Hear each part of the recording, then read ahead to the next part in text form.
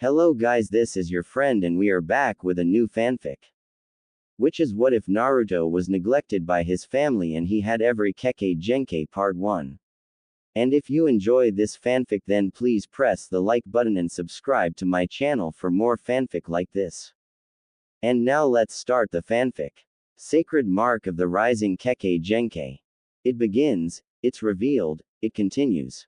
There was a baby crying, loudly, but that wasn't the only thing that could be heard. There was also sighing, grumbling, coughing, complaining, and the explosions coming from the surface above. 5 nin, Anbu, all stood in a perfect circle. In the middle was a baby, blonde-haired and beautiful, he wiggled his short limbs in tiny circles. Countless seals had been carved into the floor, they ran all around the room. Damn, this kid's crying is getting on my fucking nerves. Calm down. Stick to the orders we were given. We're not supposed to be speaking. The conversation between the two Anbu drew the attention of the others. I know Sasaki, but still this kid's crying is working my last nerve. Even though the Anbu member claimed to be angry at the fourth child he didn't move an inch, he still knew what his orders were. He was not to speak, not to move, and for some strange reason he was told not to look at the infant, not even a glance. It was like the Hokage didn't want anyone to see his son's face. With silence in the room, another Anbu member decided to speak up and support his teammate's anger, breaking orders yet again. You know Sasaki, Rai might have a point, it is kind of hard to concentrate with this kid's wailing. Sasaki, their leader, let out a big grumble of annoyance at his teammates. He couldn't turn around to look at them, he didn't want to break orders by turning his head toward the kid. He just looked up at the ceiling. I don't know what you two are complaining about, you should be honored, we were specifically chosen to guard this child, he's our savior and is taking on a lot of responsibility. Sasaki could hear both of his teammates sigh in defeat and gave himself a smile of victory. You couldn't see it though. He thought that he had convinced his team to deal with it, but, with the defeat of two, another two came to help out. Sasaki, what are you talking about? Sure, he's our savior, but anyone could be our savior. That comment caused the other three to nod their heads in agreement. Yeah, our savior is a little wailing infant and we don't even know what the little brat looks like. Rai, don't speak badly about the Yondaime's son, he making huge sacrifice foe. To hell with this sacrifice, anyone could have the Kyuubi sealed inside it.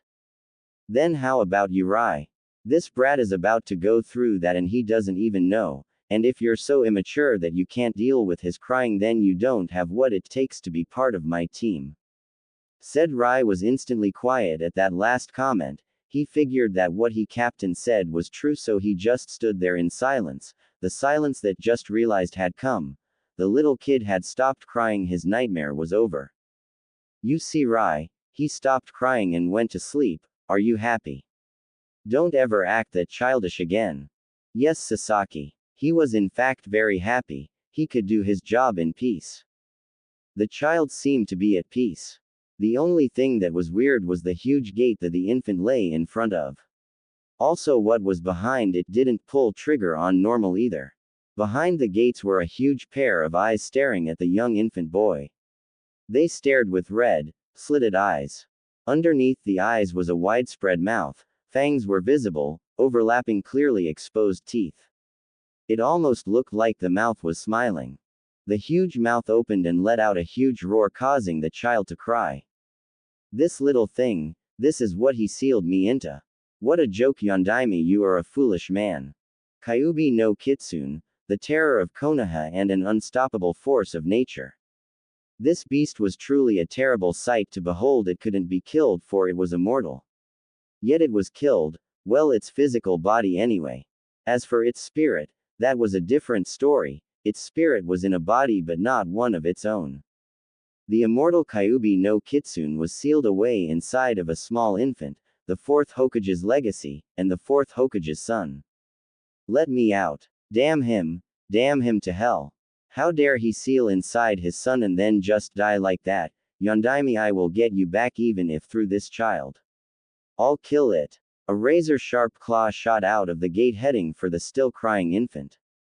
It came at amazing speed. Surely this child was going to die and Kyuubi would be free. But Kyuubi's claw stopped just inches away from the child's face. There was something blocking him from killing the newborn babe. What? This must be another trick. This his father. I hope he's having a great time with the Shinigami. Well, that fool forgot one thing. I may not be able to kill this boy, but I can take something away from him. Red chakra began to swirl around the naked and crying form of the infant. It wrapped around the kid's fragile body and seemed to seep inside of his body.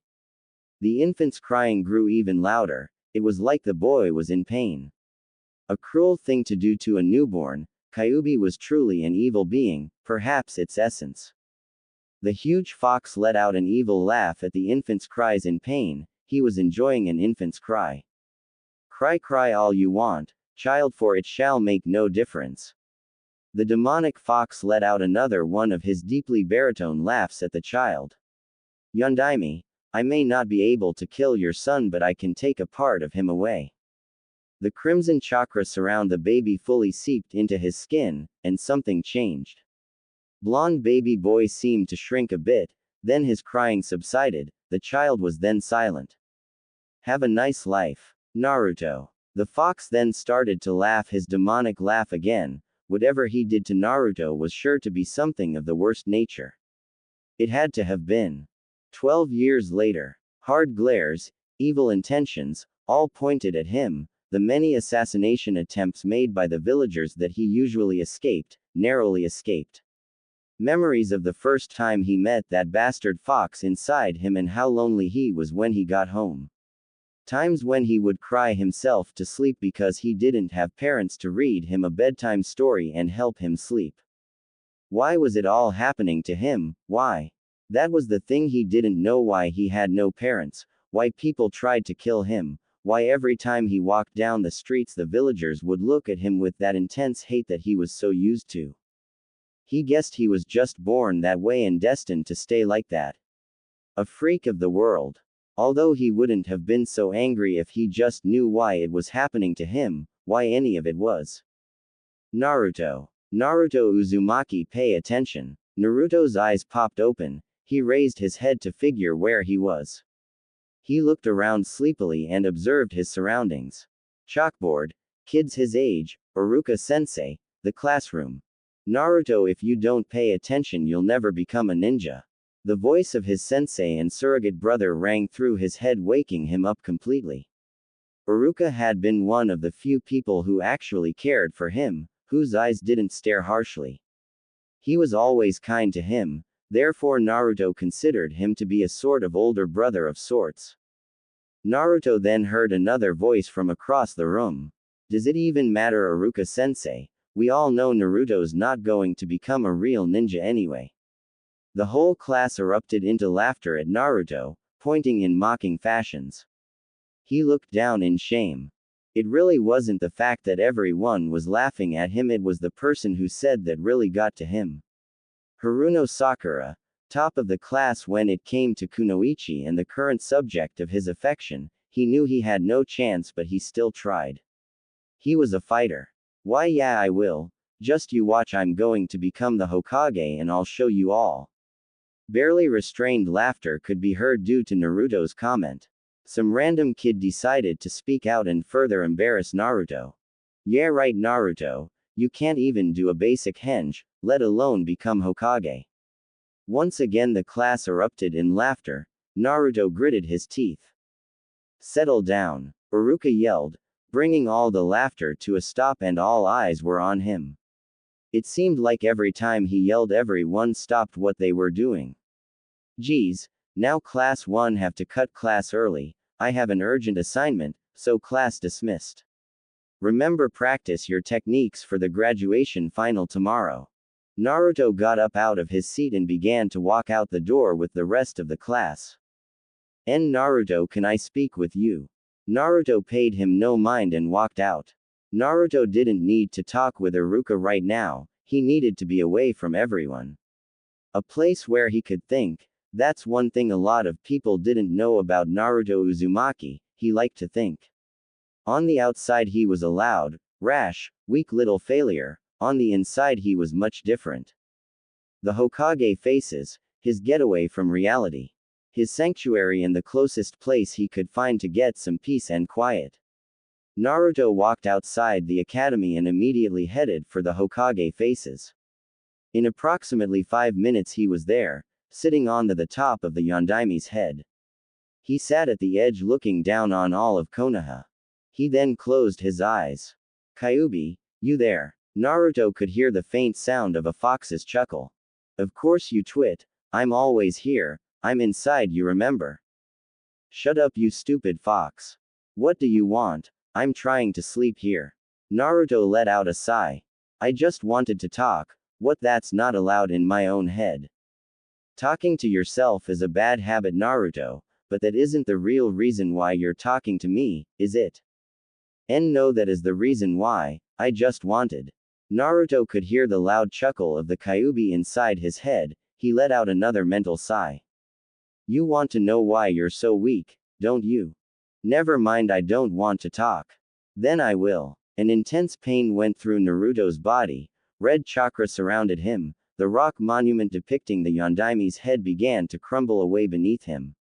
The chakra shot out of Naruto's stomach and began to float in the air in front of Naruto. What the hell is this? Ah. The pain grew even more as the huge mass of chakra began to take the form of a giant fox's head. The chakra distorted and fur sprang out of it. In less than 10 seconds there was a huge fox's head in front of Naruto. More chakra pumped out of Naruto's body and collided with the furry fox's head, filling in the sockets and taking the form of eyeballs. The head of the Kyuubi was fully formed and it looked at Naruto with rage. What the hell? How did that damn fox get out of me? Naruto thought. Naruto, come here, I have something to give back to you. Stand up. On command Naruto stood up and looked the fox dead in the eye. If this was Naruto's first time meeting Kyuubi then he would have probably wet his pants by now. Come here. Just like before Naruto walked carefully to the Kyuubi, being careful not to make the fragile rock underneath him crumble away. In 5 steps he was right in front of the floating head of Kyuubi. Naruto, you are useful to my plans and if you are to carry out what it is that I intend for you to do then you must become a true ninja and in order to do that I must give it back. Give what back? What the hell are you talking about? What did you take away from me anyway? Kyuubi gave a low demonic chuckle. He looked at Naruto with those red slitted pupils that struck immediate fear into the hearts of every person in Konoha who knew of them. Naruto, let me just tell you I will get out and find my body, but for now I need you to grow so I will give back your true self. Red chakra enveloped Naruto's body, covering him completely and making the surface beneath him crumble away but Naruto did not fall, he just floated. Kyuubi, what is this shit? You can't.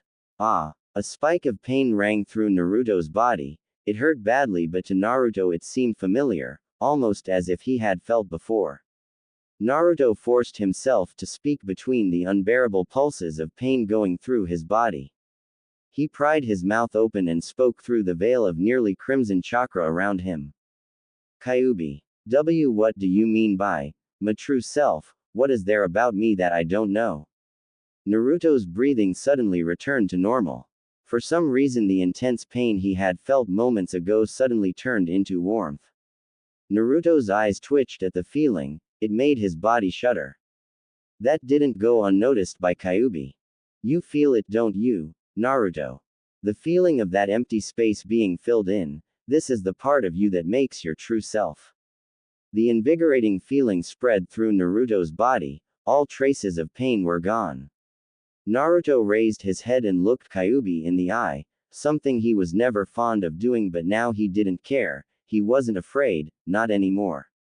It felt as if something had changed within his mind, this overwhelming confidence that invaded his head and usurped all traces of fear from their position as the dominant emotion in his conscience.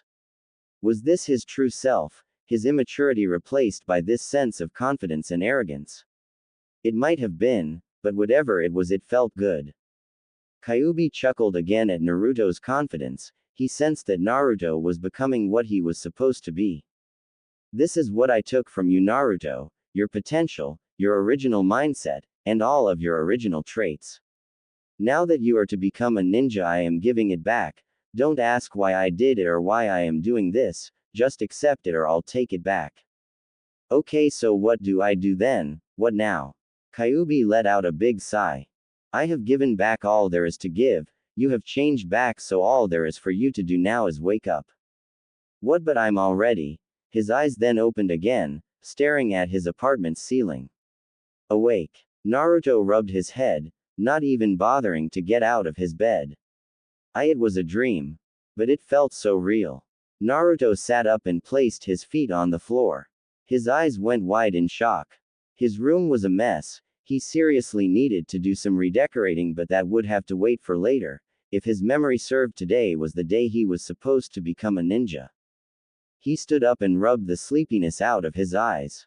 Damn, that Kyuubi invading my dreams. Why couldn't he have revealed himself to me 20 years from now or something, stupid fox. He walked to his bathroom and closed the door, turned on the faucet and washed his face. When he brought his face back up to the mirror, he jumped back in shock and let out a large yell. It was probably a yell so loud that it could be heard throughout the entire village. My eyes, what the hell happened to my eyes? His eyes had made the transition from his normal sapphire blue to a lighter bluish purple. The weird part was the tiny burst of light orange that seemed to emanate from his pupils. They were basically baby blue with an orange tint coming from the middle. So it wasn't a dream after all, Kyuubi really did visit me. Naruto washed more water onto his face. Even though the shock Naruto got was great, it only lasted for a couple of seconds. After he saw his eyes, he wasn't all that surprised. It only lasted for about 5 minutes. Naruto actually thought that his eyes felt normal. They didn't feel weird, they just looked weird. Kyuubi, not that I'm complaining, but what exactly did you do to my eyes? He delved through his mental link and found the demon fox. I already told you, I given you your true self back, don't you feel it? Naruto shook his head. You will, Naruto. But why are you giving this back to me? You want to kill me, right? Exactly right, but in order for me to get out and kill you in this village, you must become a ninja first. Don't worry, this will all come together soon. That goes for you readers too, but by then there is nothing you will be able to do about it, so live your life to the fullest right now, while it lasts. With that, Kyuubi cut off their mental link. Naruto looked down in grief for a few seconds, it then sprung up with renewed vigor. Kyuubi, that's impossible. You yourself told me that it is impossible for you to get out. Dumb fox. Trying to scare me. Even if I become a ninja, which I will, there is nothing you can do to get out of me. Kyuubi really did change Naruto, except he just didn't know it. The old Naruto would have hated the fact that the Kyuubi no Kitsune was inside him and couldn't get out, but now he looked at the atrocious concept with a hint of optimism. He saw it more like he was the person chosen to defend the village from his curse. If this was how Naruto was originally intended to turn out, then he liked it. Naruto walked over to his closet and jumped back with disgust. What he saw was a metaphorical battlefield of orange, blue and white. His millions of jumpsuits. They were once sacred to him, now they were the most wretched things in the world. Damn, I can't believe that I actually like to wear this crap. Oh well, I'm going to have find something else to wear. Naruto frantically started to search through his mountain of former attire. He searched for a few moments until he found a box. Got it. He opened it and found a matching set of black training pants and a tight short-sleeved black jacket used for training. The jacket looked like it came down past one's hips and it could be zipped up. Thank you, Oji-san. He is referring to the third Hokage. If there was ever a better time for that matching training set Naruto got last year from the third Hokage, wait, there was no better time for it. Naruto ran back into the bathroom and took his bath, determined to earn his Hite. Haruno Sakura hated walking to the academy every day like this. She would get up, admire herself in the mirror, wash up, admire some more, dress up, then admire some more. To her that part was okay, but what really got to her was the fact that every morning she would run into her former best friend and all-out rival in love, Yamanaka Ino. Sakura walked down the street timing her blonde competitor's arrival. 3, 2, 1. Right as Sakura was about to pass Ino's house, the blonde stepped out. Sakura let out a big sigh. Right on time, as usual, man, why can't she be late for once? Sakura walked past Ino as she joined her on her walk to the academy. Both of them walking side by side as normal friends would. Then again, Sakura and Ino weren't exactly known as friends, more like arch-enemies. Getting annoyed by her counterpart's company, Sakura decided to put a little spring her step and walk a little faster. That action was soon matched by Ino. Sakura and Ino both let out simultaneous grunts of annoyance at each other. Both put multiple bursts of speed and quickened their paces. In no time they were neck and neck with each other, practically racing down the street. This was the part that Sakura didn't like. She always ended up tired and sweaty, two things that she hated to be and two things that being a ninja would call for. What are you doing, Ino pig? What do you mean, what am I doing, forehead girl? Both of them were still neck and neck, faces pressed against each other with a big veins bulging out each of their foreheads. Some foreheads were bigger than others. Sakura, that bitch. As both girls sped down the street, both girls came to an abrupt stop when they saw a quick flash of yellow and black. They saw a boy with blonde hair, clad in all black, fly past their faces. He was moving noticeably faster than either of them could ever move. Both Sakura and Ino could have sworn they had seen this boy before. If he wasn't moving so fast, they could properly look at his face. Wearing confused faces, both of them looked at each other at the same time.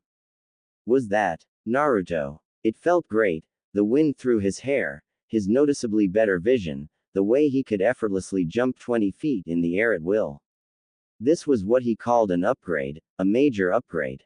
Naruto hopped rooftop to rooftop, with amazing speed.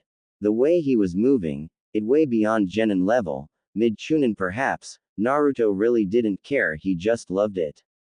He could almost thank Kyuubi, if he wasn't the reason for Naruto not having this type of speed in the first place. This was something he could get used to. He would have, after all, this was who he really is. He paid no mind to some of the villagers yelling at him. His goal was to get to the academy and obtain his Hite and become a full-fledged ninja. Damn, this feels good. This is what speed is like, huh?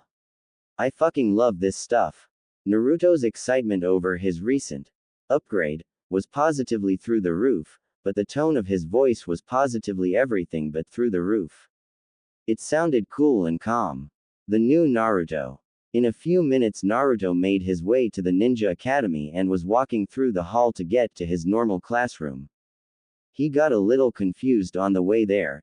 Every single girl that he passed on the way to his class would either look away from his face, or giggle as they passed him. It actually started to annoy Naruto. He didn't know what the hell was going on. Was something funny about him? Naruto finally made it to his classroom. The door was open, so that saved him the nuisance of having everyone stare at him when he opened it. Even so, Naruto immediately regretted walking through that door. He had completely forgotten about his recent change in facial features. As soon as Naruto walked through the door, all eyes were on him. Most of them were of the females in the room, and most of the females had blushes on their faces. Naruto slowly walked into the classroom and looked around. He found the seat closest to the wall and away from everybody else. He made his way to his seat, that just so happened to be next to Sasuke, his rival and old-time friend. As soon as Naruto sat down, the room erupted in chatter once again. He could hear his name being repeated by multiple females over and over. They were probably wondering why he looked the way he did. I win. No, I win. Sakura and Ino came rushing in through the door. Their faces were still pressed together. Sparks flew as both girls traded glances, with the background changing from a normal hallway to a raging hellfire.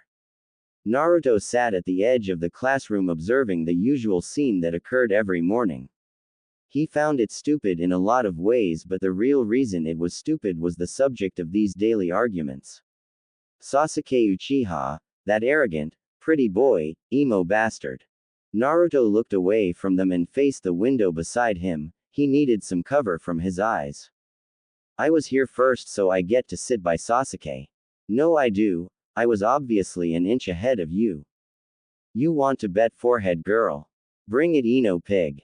Their senseless bickering attracted even more girls into the argument. Hold on, I was here before both of you, so I get to sit by Sasuke. Soon almost every female in the room was arguing about who got to sit next to over there. Naruto continued to look out his window. TCH, fangirls, they're all the same. The room got suddenly quiet. Everybody looked at the one brave soul that dared to insult Sasuke's fangirls. What was that just now? Sakura said with an evil tone. The gang of fangirls looked in Naruto's direction. Who is that over there? You seem familiar. What's wrong, Sakura-chan? You don't recognize me? You should. I'm made fun of on a regular basis. What? Sakura looked at rest of the fangirls, hoping for an answer. They all shook their heads when she asked them if they knew who Naruto was. Naruto, on the other hand, kept his gaze out the window, hiding his face from view. A small smirk made its way onto his lips. Oh, come on, Sakura-chan, you know who I am.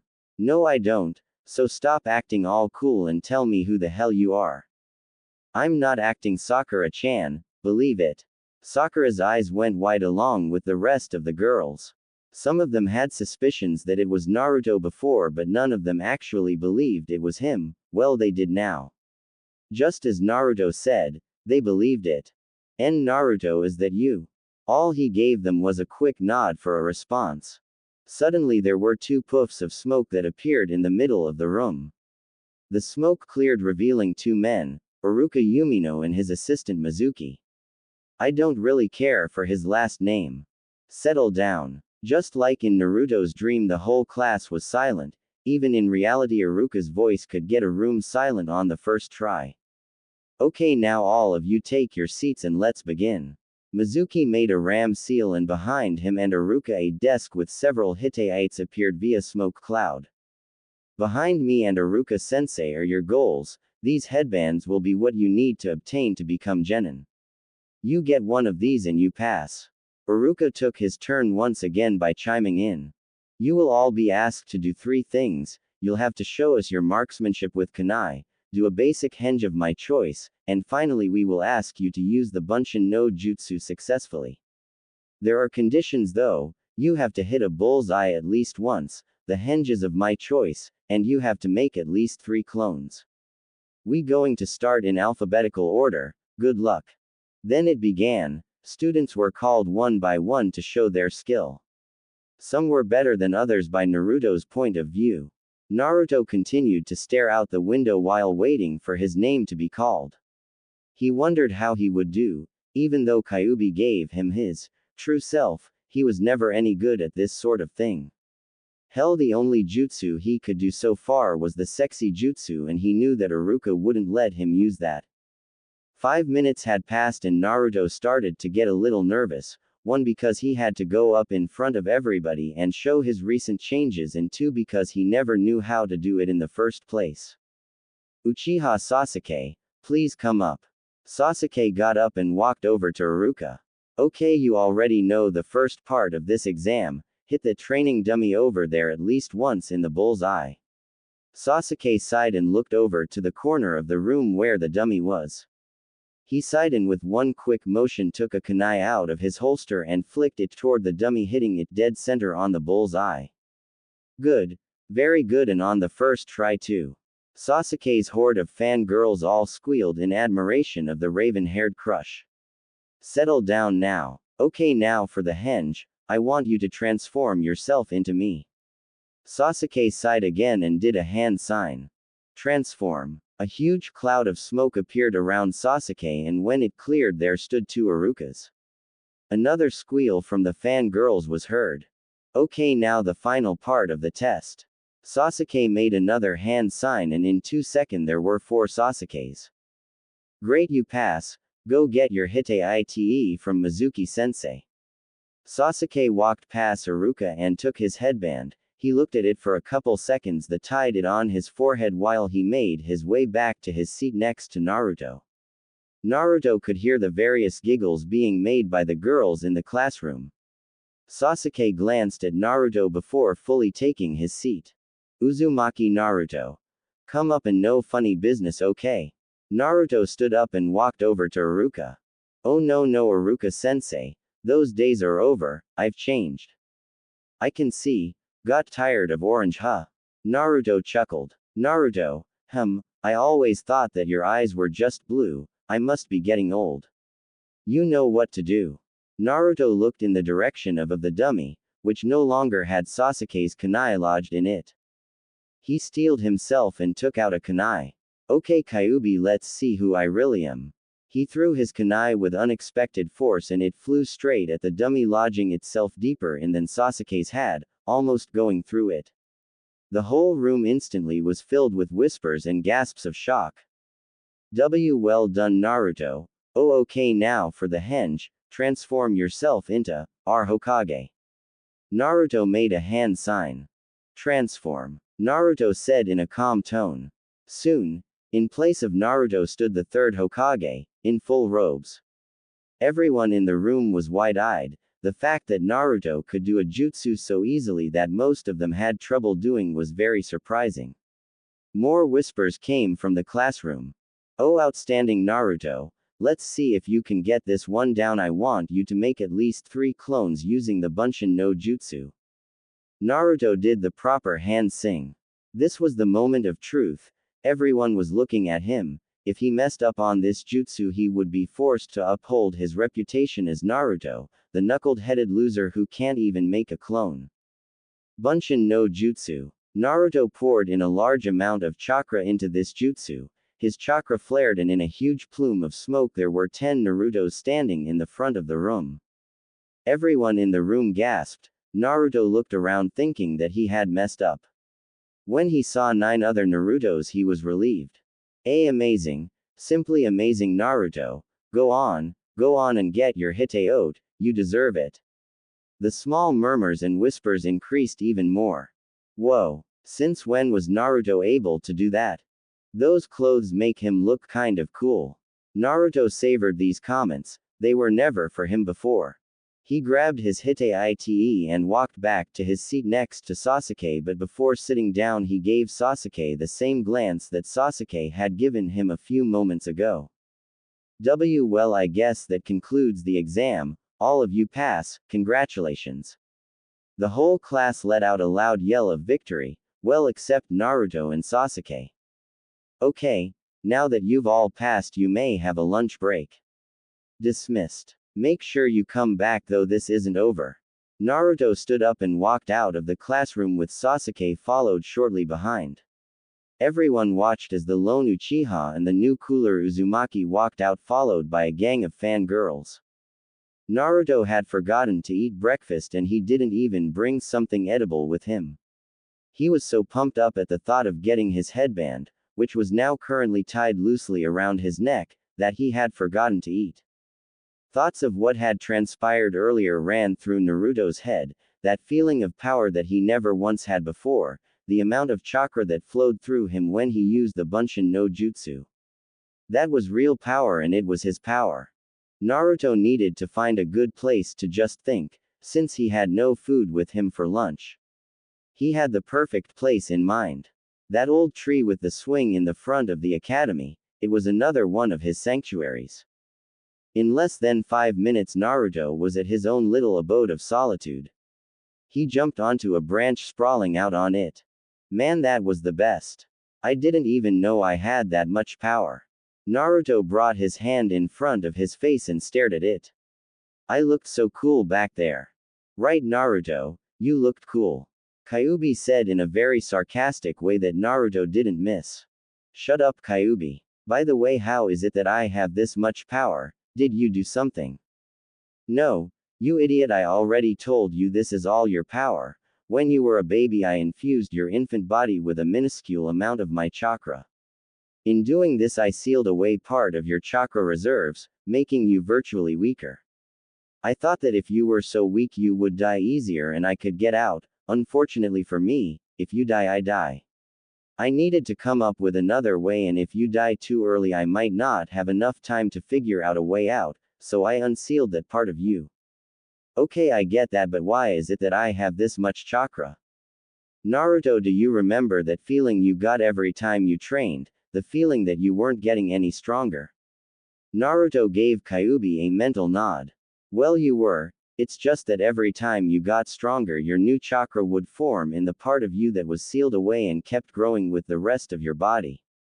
And on top of that you were, excluding my chakra, you were born with extremely large chakra reserves, so all of that chakra came together. Naruto stayed silent for a few seconds, he then responded. So the reason I never got any stronger was because of you. Kyuubi, you suck. Naruto heard the faint sound of Kyuubi's chuckle as it faded away and resided back into the depths on his conscience. The next sound Naruto heard was a voice from below, not Kyuubi's though, this voice was human. Hey Dobi, stop talking to yourself in that tree and get down here. Naruto glanced, recognized the voice, and he didn't really feel like hearing it right now. Naruto stayed in his slouched position on the branch and answered the voice back with a loud sigh. What, Tem? What do you want? I want to ask you something, so get down here. Why don't you come up here and ask me? Naruto then heard the voices of females. Those voices didn't sound too happy either. Naruto, Sasuke-kun wants to ask you something. You should be glad that he's even talking to you, so get down here now. This female voice was accompanied by others, all wanting to get Naruto from the tree. Not wanting to cause a further ruckus, Naruto slid off the branch and landed right in front of Sasuke. He looked him straight in the eye. Sasuke's eyes widened when he caught a glimpse of Naruto's new upgrade. What the hell is wrong with your eyes? Weren't they always just blue? Naruto glared at Sasuke and Sasuke returned his glare. No, they were always like this, you just didn't look hard enough. Hey, don't you glare at Sasuke-kun like that. Once again Sakura opened her mouth from the sidelines to defend her crush. Naruto took his glare away from Sasuke and directed it at Sakura. He was pleased when he saw her gasp and back away from him, only to shrink into the back of the mob of fangirls. Her gasp wasn't the only one to be heard. It seemed like as soon as Naruto glanced toward their direction, Sasuke's faithful fangirls suddenly got quiet. With a smile, Naruto brought his glare back to Sasuke, making him flinch a little as well. So, what do you care about eyes for anyway? What are you, gay? Sasuke's expression got really tense at Naruto's rude comment, not to mention the fact that his cheerleaders were basically set on fire when they heard it. With the blushes and the yelling, and the, oh ya know what I mean. No Bill Cosby reenactment intended there. Hey, you want to fight Naruto? Just because you passed the test doesn't mean that you're better than me. I can still kick your loser. Alright, let's go then. I show you who's the real loser, you and your pathetic cheerleading squad over there. Naruto said while pointing to Sasuke's fangirls. He gave them one last glare just to spook them all. Naruto. Sasuke threw a wild right hook. Naruto dodged quite easily. It was almost like his fist was moving in slow motion. He shrunk back and delivered a strong punch to Sasuke's gut, sending him stumbling backwards. Sasuke charged once again, throwing out a flurry of precise punches. Naruto did no better but to dodge them, all except the last one, which caught Naruto in the face, sending him flying into the tree he had once rested on. Tem, is that all you got? Sasuke got angry again and charged Naruto again. He jumped up and came down with a hard vertical kick. I can see it, Naruto thought to himself. In a second Sasuke was right above him. Naruto saw everything clearly. You're so slow, Tem. Naruto caught Sasuke's leg with one hand, he then slammed him into the tree behind him with all his might. He then flung Sasuke 10 feet away from him, putting him in a temporary daze. Sasuke tried to get up but was pushed back down by Naruto's foot on his back. Hey Tem, Just because I seemed weak before doesn't mean that I am. Sasuke turned just far enough to look at Naruto, who had already began to walk away. Oh yeah, I looked so cool, that should teach that bastard a lesson. Naruto thought to himself as he began to walk back into the academy. Naruto, don't you dare underestimate me. Sasuke charged at Naruto for the final time, hoping to catch him off guard, a very desperate move indeed. I didn't, I just overestimated you. Naruto spun around and plowed his fist directly into Sasuke's face, making him thrust backwards into that same tree. Naruto gave one final huff before walking back inside the academy. He could hear the screams of worry and fear coming from the girls as they all rushed the wounds of their raven-haired lover boy. Let's see. Who's missing? Uchiha Sasuke. Does anyone know where Sasuke is? Right here. Sasuke walked through the doors of the classroom, limping and bruised. He was followed in by his loyal fan girls who all had empathetic looks on their faces. Right on time, Sa. Hey, what happened to your face? Sasuke glanced toward the direction of a certain blonde for a second and turned his gaze back on Iruka. Nothing, Iruka-sensei. I fell. Almost everyone in the class face faulted at this, well except for Naruto. Okay, I know that's not what happened, but still, take your seat, I want to finish this. Sasuke took a seat at the far corner of the room, the complete opposite of Naruto's seat. His followers also took their original seats, but not before giving Naruto their own glares. Alright, we were going to do this tomorrow, but something has come up. So instead of tomorrow, you will be meeting your new senseis today. New sensei. The whole class screamed out, exempt a few people. Yep, now that you're all genin, I'm no longer your instructor. Iruka laughed and scratched the back of his head in a very pre-upgrade Naruto way. Well, I'll begin with the names of the teams selected. Team 7. Haruno Sakura. Uchiha Sasuke. Sakura jumped up in joy, letting out a loud yes, to taunt the other girls in the class who had the misfortune on not being on Sasuke's team. Quote dash dot dot dot. And Uzumaki Naruto. Your Junin instructor is Take Kakashi. Sakura's eyes cracked wide open, her head slouched down in disappointment. No, why do I have to be with him? She said in a defeated tone. Naruto just sighed and Sasuke just brooded. Okay, sit down, Sakura. Team 8. Hyuga Hinata, Aburame Shino and Inuzuka Kiba, your Junin instructor is Yuhi Kurenai. Team 10. Yamanaka Ino, Nara Shikamaru, and Akamichi Choji, your Junin is Sarutobi Asuma. Now those three teams report to the classroom next door to meet your instructors. Naruto stood up and walked out of the room before anyone else, eager to meet his new instructor. Iruka then continued to name the teams. Where the hell is he? Everyone else got to meet their instructor by now. What about us? We're sitting in a stupid classroom all by our lonesome.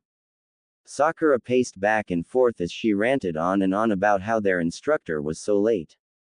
Naruto had to agree with her. It was really annoying, but then again so was she. Actually, Naruto didn't know why he thought of Sakura as annoying. Before his recent changes, his thoughts about Sakura were anything but annoying. He was practically in love with her, but now he just didn't feel it anymore. Her loud and abusive ways that Naruto thought made her look hot, now made her look like a real bitch. Guess he did know after all. Naruto got up and walked over by the window. Sakura noticed this and stopped her ranting. She wasn't going to miss this chance. Somehow Naruto had gotten stronger and cooler in her eyes. This was the perfect chance to ask him what happened. Sakura trotted up to Naruto's side. She knew of his crush on her, and if she would have to use that to find out, then she would. Naruto-kun, how come you? Naruto-kun. Since when am I Naruto-kun? No, I just wanted to ask how you got so strong and what's with the cool clothes. Sakura-chan, I figured out who I was. Naruto said monotonously. Wah, what does that mean? Probably nothing. Naruto turned around and gave her a glare, making her jump back again. He, HMPHED, and turned around. Well, since you guys are the only one here, I guess you're mine. All three genin turned to face the adult voice. They saw a silver-haired, one-eyed man standing at the door. He wore a mask that only covered his mouth and nose, and his hite was slung over his left eye, covering it completely. He wore a standard Junin vest, signifying his rank. Meet me on the roof in 5 minutes. With that, the Cyclopean Junin poofed out of the room. Who was that guy? Sakura said. Isn't it obvious? He's our new sensei. Naruto said as he walked past her. He was soon followed by Sasuke, and wherever Sasuke went, Sakura was sure to follow. 5 minutes later, Naruto, Sakura, and Sasuke all sat in front of their new sensei. They looked at him, perplexed by his weird appearance. Alright, first introductions. Tell me some things about you. You know what you like, what you hate, and you goals for the future, things like that. How about you demonstrate so we know what to do? Sakura said. Okay, my name is Hitaki Kakashi. I like a lot of things. I don't really hate a lot of things either, and as for future goals, I don't really feel like telling you that. Now you go. All we found out was your name. Yup. Now you try, Pinky. Okay, my name is Haruno Sakura. What I like. I mean, who I like is. Sakura cut herself off with a series of giggles and glances at Sasuke. Quote dash dot dot dot. My goals for the future are. Again she cut herself off. Who I hate is. Naruto. She gave him an angry glare. Naruto just shrugged his shoulders and flicked her off. Okay, you in the middle. My name is Uchiha Sasuke. What I want is revenge. I hate a lot of things, and my future goal is to gain power in hopes of killing a certain someone. Sakura stared at him with a look that said, he's so hot. Okay, you blondie, tell me about yourself. Naruto began. I'm Uzumaki Naruto. I like. Naruto paused for a moment. After his recent change, he really didn't know what it was that he liked anymore. Quote dash dot dot dot. To train. I hate people who treat others badly without knowledge of that person, and my goal is to gain enough power to show everyone in this village who I truly am. Kakashi scratched his chin. So if I'm correct, I got a fangirl, an avenger, and I don't know what to call you. You're sort of an enigma. Great. Anyway, it's time for your first assignment. Meet me on the training grounds tomorrow at daybreak. Come prepared with all your ninja gear, you'll need it. Oh, and tomorrow, don't eat breakfast or you might puke. With that, Kakashi poofed out of vision, leaving the three rookie genin to contemplate on what he meant. Sacred mark of the rising Kekkei Genkai. It continues, it's tested, its charges. Naruto hopped through the tree tops at breakneck speed, elegantly steeping from branch to branch as he pursued his target. He hoped that he would make it in time to stop his target. With one goal in mind, he charged forward. Damn him, acting all nice to us then betraying us without a moment's notice. How could he do that? And he stole the forbidden scroll of sealing too. Damn that Mizuki, I should have known he was a good-for-nothing traitor.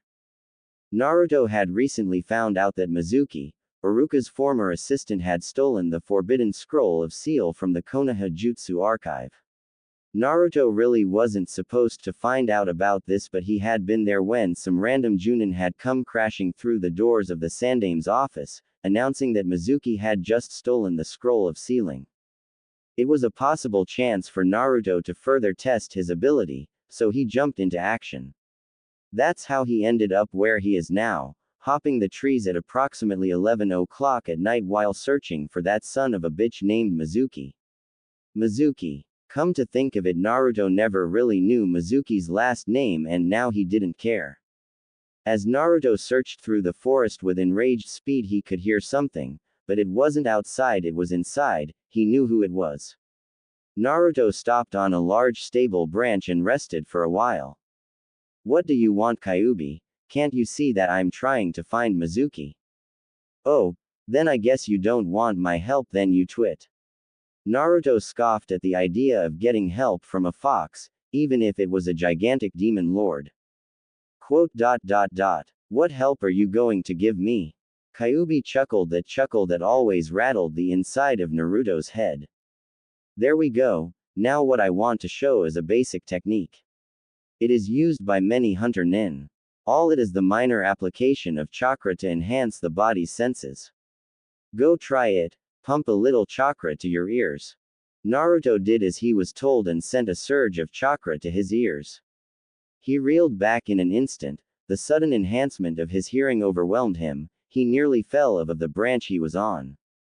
Everything just went from normal to like, triple surround sound. I told you only little chakra was needed, lessen up your flow. With that Kyuubi's voice died out in Naruto's head. He lessened his chakra flow to his ears and suddenly the triple surround sound just became, slightly amplified. With his newfound ability Naruto concentrated and listened to the sounds around him. He heard, the birds, the bugs, the wind blowing past his face, random animals that scurried on the ground below, but what caught his attention were the small explosive bursts that seemed to occur every 5 seconds. What is that? Metal hitting against metal. Kunai maybe. Sounds like a battle is going on. Naruto stood up on the branch and set a course for the location of the battle. Naruto once again started traveling with the pace he was going at once before. After 5 minutes of fast-paced tree hopping the sounds grew louder. He was definitely sure that there was a fight going on and by what he could hear there were only 2 people fighting. One of them had to be Mizuki, the other he wasn't too sure of. Damn, where the hell is that bastard? Wait, what the hell? Naruto saw 2 men, one of them was on a tree branch with a scroll in his hand, Mizuki. The other one was on the forest floor and he was bloody. Naruto's eyes widened when he realized who it was, his former teacher and surrogate father Iruka Umino. Give it up, Iruka, you can't beat me, I'm stronger than you. I'm going to take this scroll. Mizuki gave a sinister chuckle, that sent a chill through Iruka's heavily damaged spine, which currently had a Fuma shuriken sticking out of it. Why? Why Mizuki, why are you doing this? Betraying Konoha will only come back to hurt you in the end. Ha! Iruka, how stupid can you be? Do you really think that I give a rat's about this village? There's only one thing that I want in this world and that is power, and there's no here right who can stop me from attaining it. You mind saying that again? Mizuki's neck hair stood on end, that voice just came out of nowhere and scared the crap out of him. He was confused as to who the hell it was. Who said that? Mizuki continued to look around for any signs of the unknown voice, but whoever it was, they sounded like a kid. Show yourself, Mizuki commanded. Fine. Mizuki could only duck as he sensed 2 kunai being thrown from behind. He narrowly escaped the attack as he could feel the cold metal of a kunai brush his head, cutting a little hair in the process. If you want me, you got me, Mizuki-sensei. Mizuki turned and was face to face with a familiar blonde, but what he wasn't familiar with was his fist hitting his face. Naruto delivered a full power punch to Mizuki's face, sending him flying, but before he could finish his diagonal descent Naruto grabbed the last of Mizuki's Fuma shuriken from his back and with a vertical thrust, threw the giant weapon at Mizuki, pinning him to a tree trunk below. Naruto-kun, what are you doing here? Said a badly damaged Iruka. Naruto jumped down from the branch and landed in front of Iruka. He was currently holding the scroll Mizuki was holding before he decked him. Isn't it obvious I'm here to stop Mizuki and to help you? But how did you? Element of surprise, Iruka-sensei, that's how I beat him so easily. Iruka-sensei looked at Naruto with pride. He was proud of how much the boy had grown, he was even able to take on a Chunin with no problem at all. Naruto looked in the direction that Mizuki was. He walked over to the currently immobilized Chunin and looked him dead in the eye. His head swayed limply and Naruto saw no movement in him, he presumed that he was dead. Naruto turned to walk back over to Iruka but was stopped when he felt a hand grab the back of his jacket. You son of a bitch, I'll kill you. Naruto turned his head to find Mizuki's arm clinging onto his jacket. HMPH, you still alive? I thought you were dead. Mizuki growled and coughed up some blood mid-growl. His grip loosened, allowing Naruto to smack his hand away from his new clothes. Don't touch. These are new. Mizuki snarled through clenched teeth.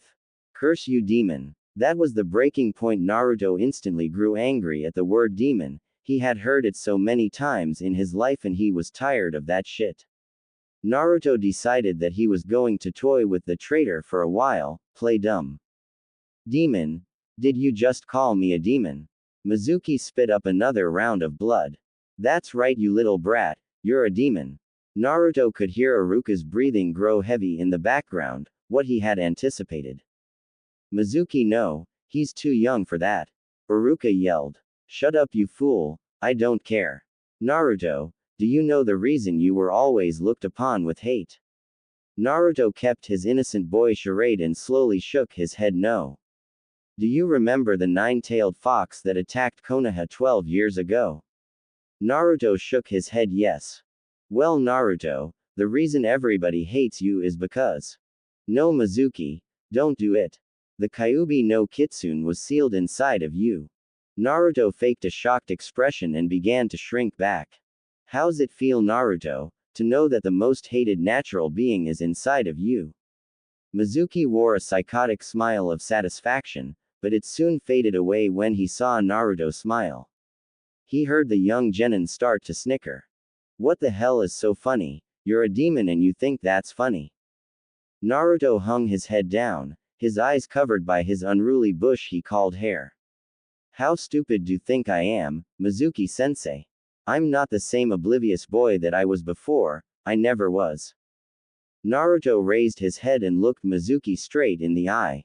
That's old news, Mizuki. Guess what? I've known about the fox since I was 6 years old. Actually, I don't really mind him residing within me, as long as he doesn't try anything that is. Not a chance, Naruto. Shut up, Kyuubi. Naruto saw the expression on Mizuki's face, simply priceless. He saw Iruka's expression, it was almost as rich as Mizuki's. Naruto-kun, how did you know? Iruka asked in a shocked tone. Well, let's just say that the minds of the innocent wonder way too much. Naruto said with a smile. His smile faded as he turned back to Mizuki. Now, is there anything else you want to say, Mizuki? Mizuki just growled in defeat. Damn you, you demon br. Mizuki passed out when Naruto gave him a solid jab to the gut, being careful not to stab his hand on the Fuma shuriken protruding from his stomach. You're the real demon here, Mizuki, and Oni only betrays his kind. Naruto walked away from Mizuki and went to Iruka's aid. Naruto-kun, how did you get so strong? Training, I guess. An obvious lie on his part, but not so much a lie that it wasn't true. Iruka-sensei, can I ask a favor of you? Iruka gave him a weak nod. Good. Iruka, can you not tell anyone of this little episode we had here? If they ask what happened, just tell them that you beat Mizuki, but if they ask for the scroll, tell them that you gave it to a Junin to return back to the archives and he said he would send for help. Iruka raised his eyebrow in confusion. Why would they ask about the scroll? Wouldn't I have it with? Iruka stopped when he saw Naruto pick up the scroll of sealing. Wait, what are you doing with that scroll, Naruto-kun? I knew I could trust you, Iruka-sensei. Naruto said as he jumped onto a high branch. Remember, I was never here. With that, Naruto jumped away, heading towards who knows where. As he jumped through the tree tops, he began to think to himself.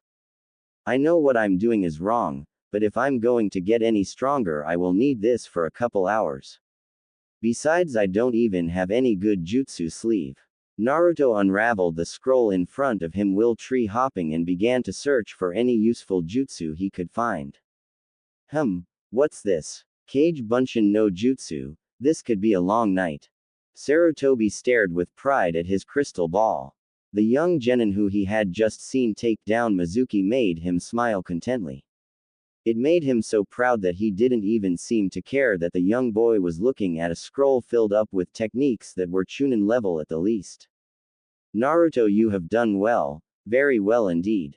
Sarutobi waved his hand over the crystal ball twice and the sight of Naruto jumping through the trees while reading the scroll faded away. The old Hokage then walked away. Naruto woke up with a reluctant groan. He rubbed his eyes and yawned. He looked at his surroundings. What he expected to see was his bedroom ceiling. What he did see were the trees and the sky. Birds flew above and bugs all over the place.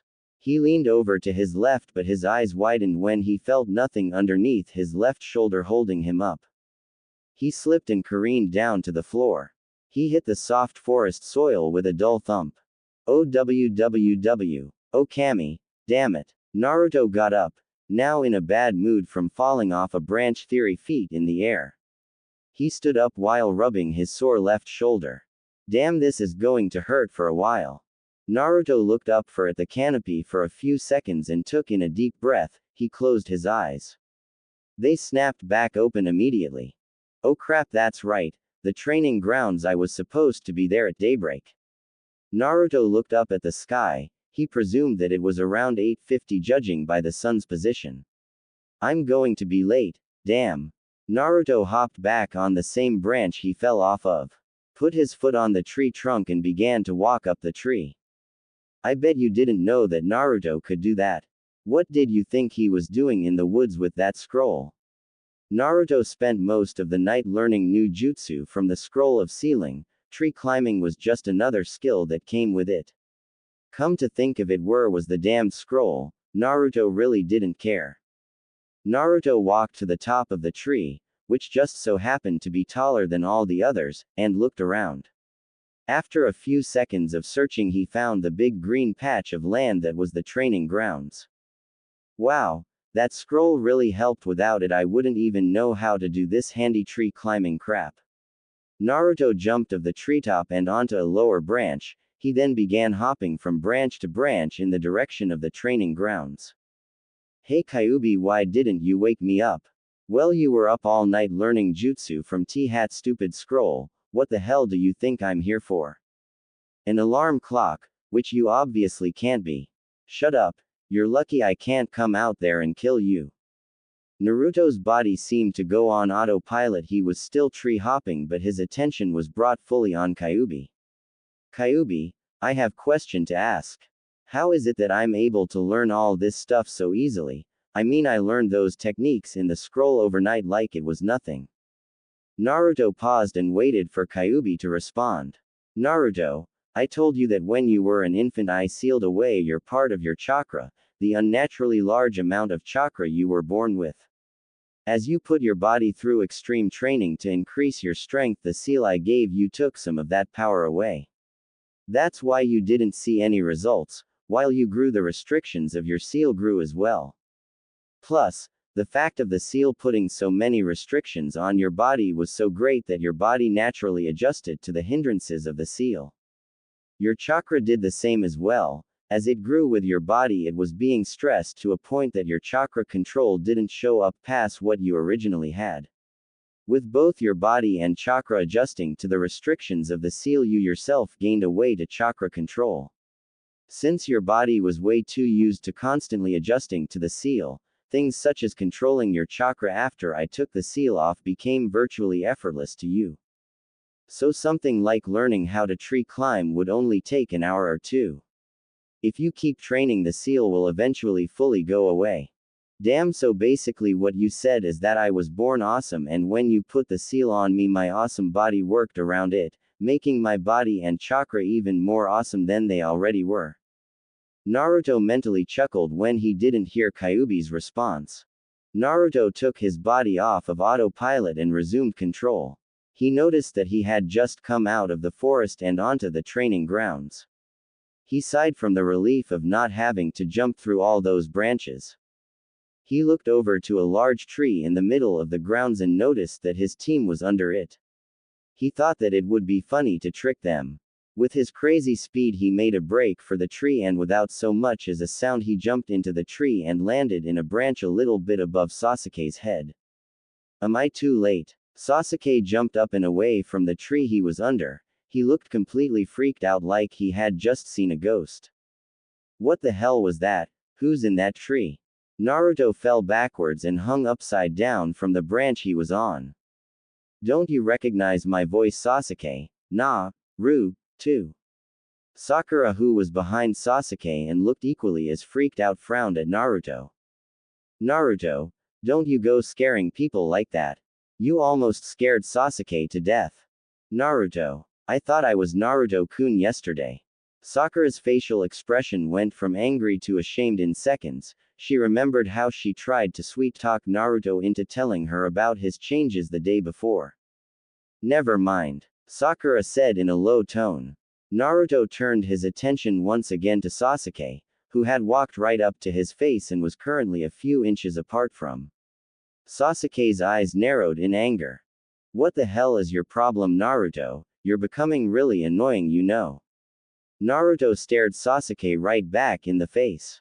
What's my problem? What the hell is your problem? Then Naruto remembered something. Oh, I see, you're still mad about losing to me. Naruto said arrogantly, causing Sasuke to growl and grab Naruto by his jacket collar out of anger. That was luck, Naruto. Next time we fight, I'm going to kick your. Oh, and is that a promise, Sasuke? 'Cause I can show you right here and right now who's is going to get kicked, or do you prefer to fight in private now? You know I don't want you to look bad in front of your fangirl over there. Naruto said while throwing a quick glance at Sakura, making her flinch. Naruto. Sasuke's voice had now elevated to the point of yelling. If you want to fight me again, then let's go right here, right now, Dobi. Ha! Don't act like you can win, Tem. Naruto responded with an ever stoic tone that made Sasuke's blood boil. Now let go of jacket, it's new. Naruto smacked Sasuke's hand away from his collar. That'll be enough from the both of you. Sasuke and Sakura jumped at the familiar voice. Naruto just stayed as he was. They all turned to face the man who spoke. Get down from that tree, Naruto, it's time to begin. What? Kakashi-sensei, when did you get here? And you're 4 hours late, by the way. Sakura's tone was nothing but happy. If there was one thing she hated more than Naruto, it was waiting, and now she couldn't stand Naruto. Oh, sorry I'm late. A black cat crossed my path, so I took the long way here. That's a terrible excuse, Kakashi. Anyway, today I told you to meet me here and be fully prepared for a battle. The reason I told you this is because I want to test you all. Kakashi-sensei, we already took the test to become genin, so what else is there to take? Sakura asked. Right, you are Sakura, but this is the real test on whether or not you guys become actual genin. If you fail this, you will be sent back to the academy. We'll have to do a whole year of the same thing just to get back to where you are now. Sakura's mouth gaped and Sasuke's eye twitched. Naruto dropped down from his tree and landed on his feet. So you're saying this test is a pass or fail?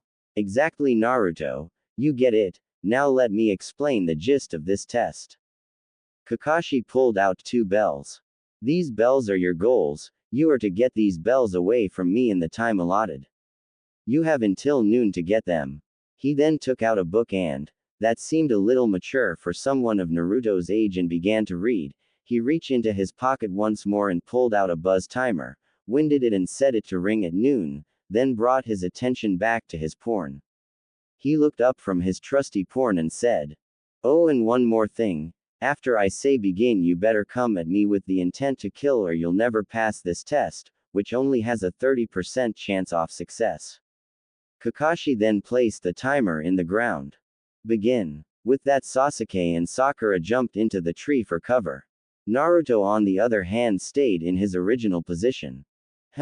Taking a Junin on alone, do you really think that you can get these bells from me? No. Naruto stood for a second, and a second later Naruto took out a kunai and flung it at Kakashi, which he caught with ease. But it doesn't hurt to try. Naruto sped off to the left and came in at Kakashi.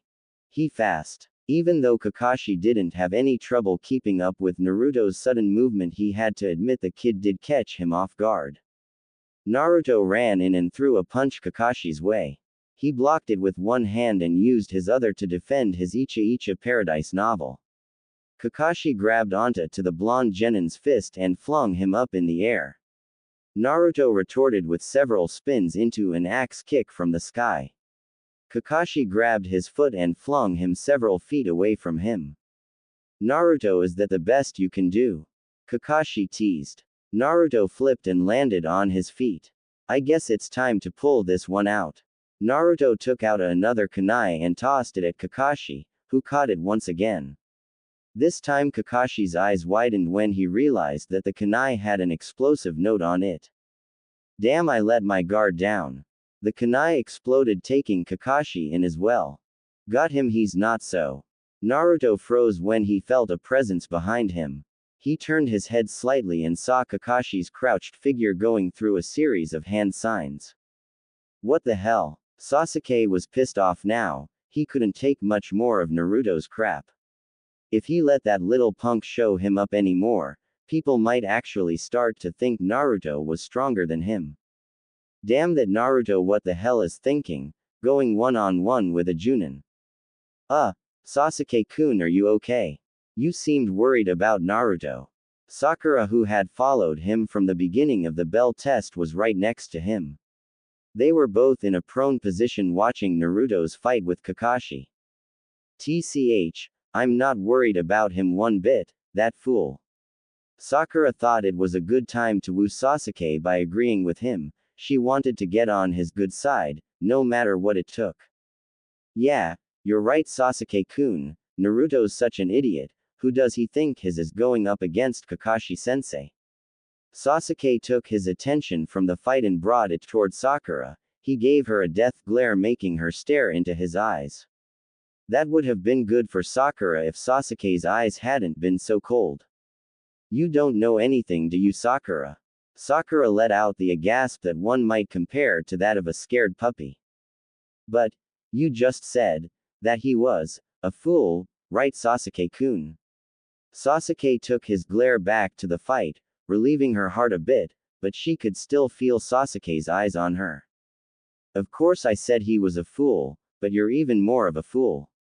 Let me ask you, what do you think this whole test is really about?